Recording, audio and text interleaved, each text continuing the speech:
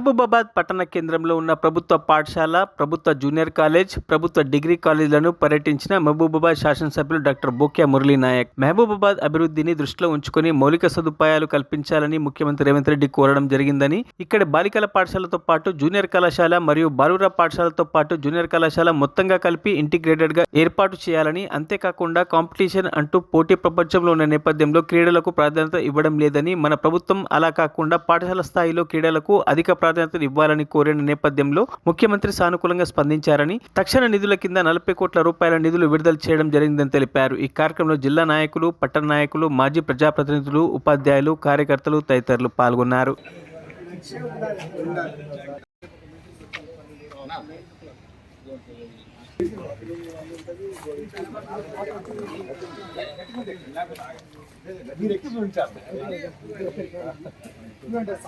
పర్లేదు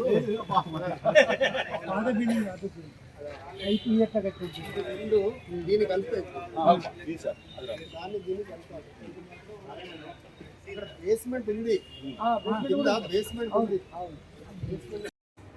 Study in the last 2 months, isn't it? So don't do like that. Whatever the teachers teaches in the class, just carry it forward over. Then go home, read for 2 hours, revise what is being taught on the same day, and then proceed for the next class. So whatever work is given to you, try to complete it on the same day, so that it will be very easy for you, and you will be able to recollect and remember it for the long time, isn't it? So may God bless you better. All the best. Thank you, sir. Huh? No, sir. Cheppu mari. Cheppu.